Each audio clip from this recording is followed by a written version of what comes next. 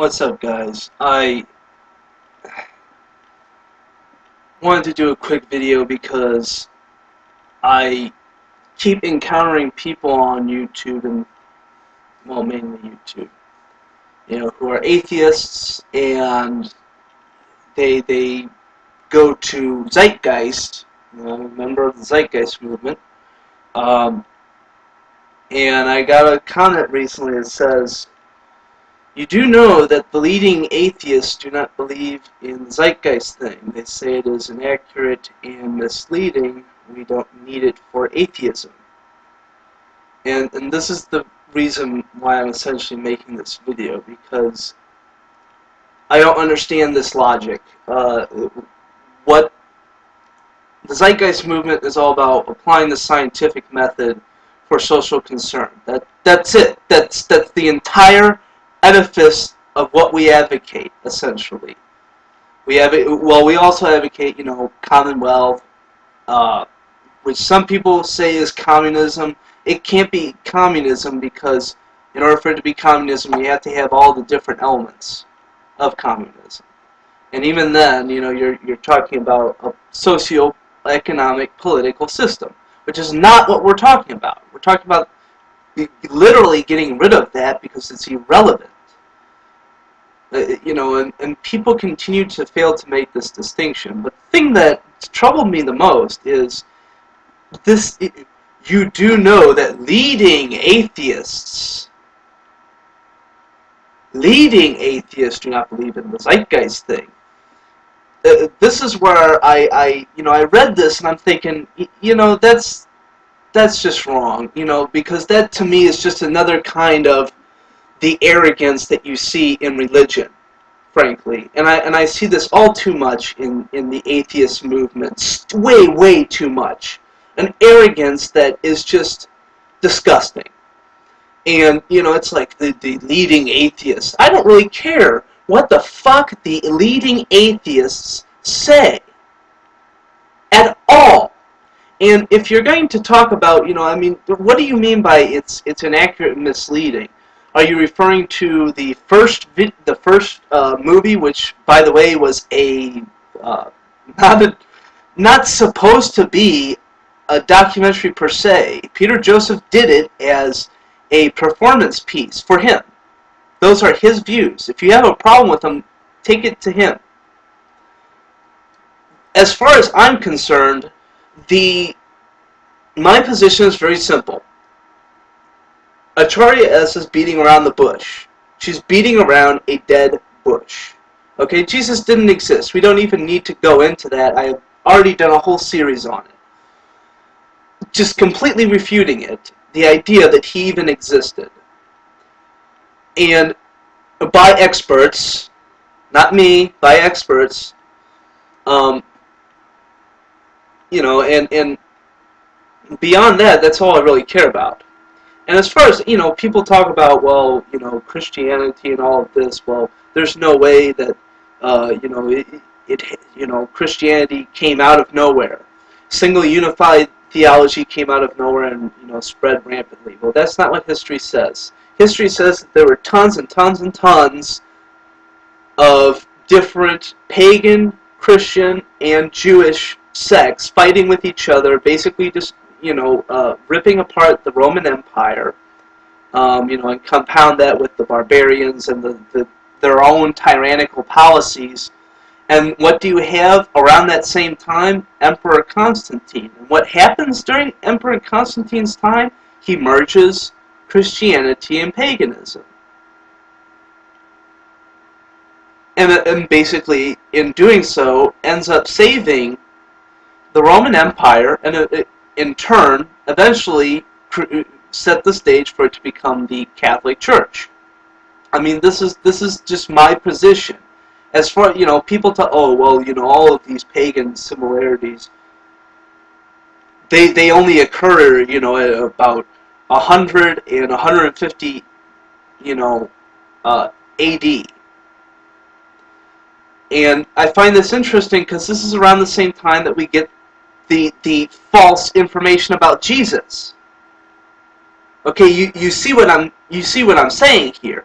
And as for the connections to paganism, okay, I'll accept the criticisms towards all, you know, a lot of the other ones, but if you want to touch the Egyptian pantheon and Babylonian Sumerian uh, myths and say that those aren't connected, then you are way out there. You have no idea what you're talking about.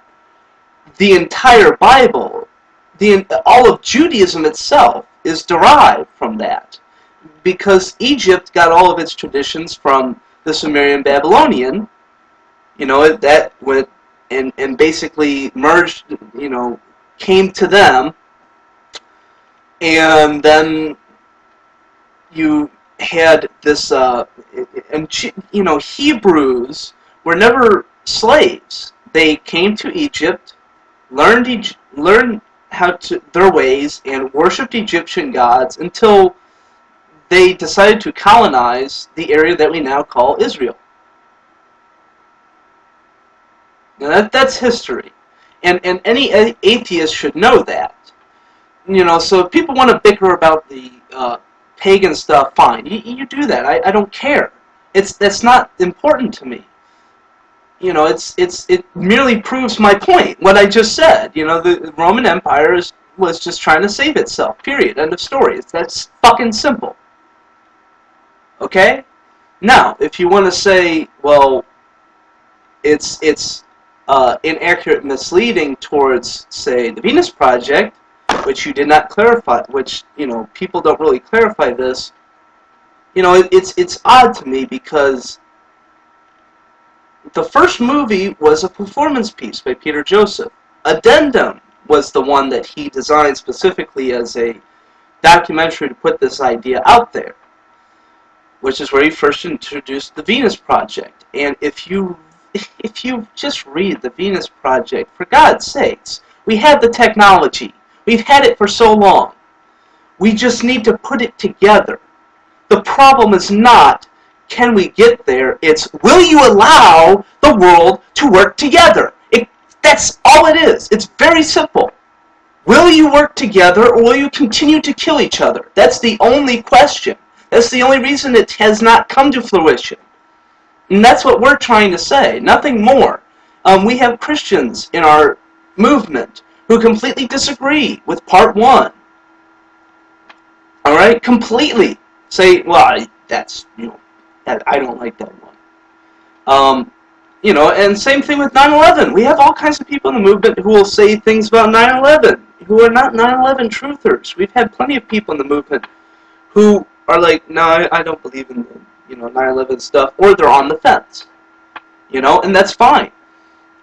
But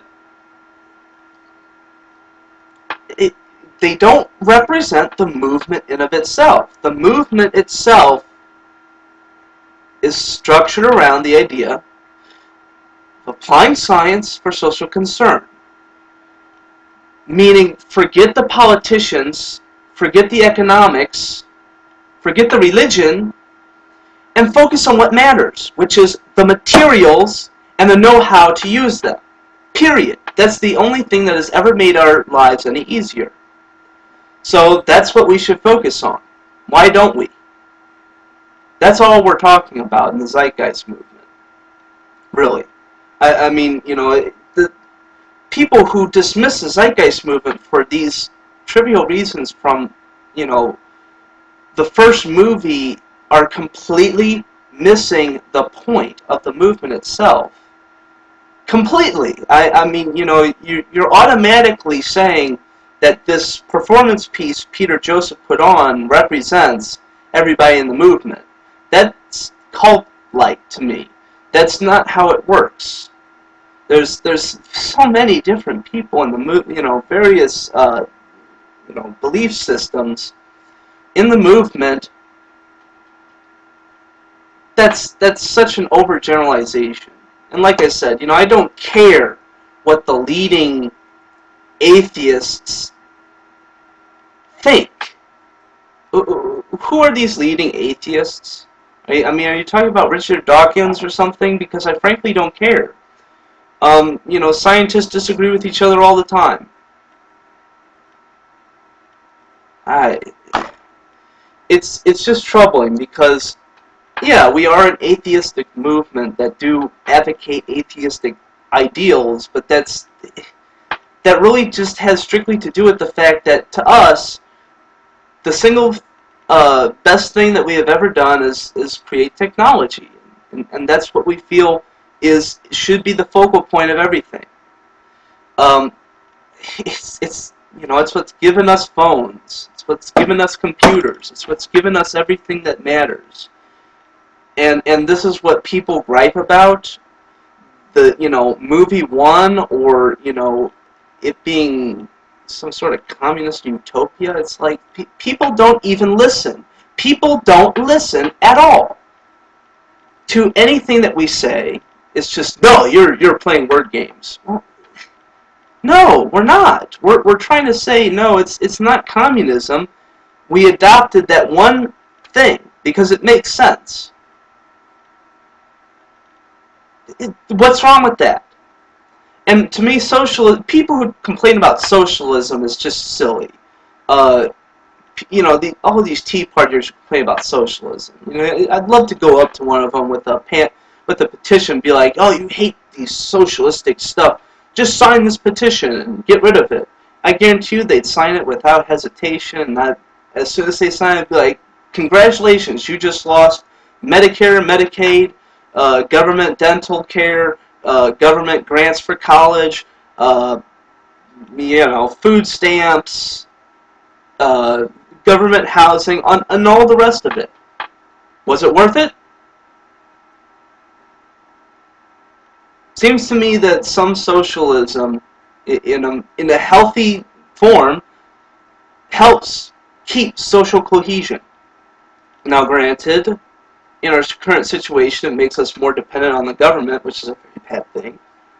But, the thing is if we controlled the government, which I really don't see that happening because nobody votes. But if we controlled the government, it would be complete opposite. We would, that's the real difficulty right now, is we have no control over the system that we operate in. So that's all we're talking about. And this people keep going back to the first freaking movie. It's like, God, that was made in what, 2007? Get the fuck over it. Not everybody, most people in the movement don't even care about that movie anymore. Okay? Enough. God, this is ridiculous. I don't care what the leading atheists think. Just because you're an atheist doesn't mean that you're smart. Okay?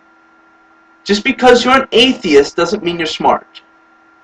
Doesn't mean that you're super intelligent. There's plenty of super intelligent people who are religious. So, so fucking whatever. I'm so tired of this. But, whatever. Anyways, everybody else have a good one. And thanks for watching.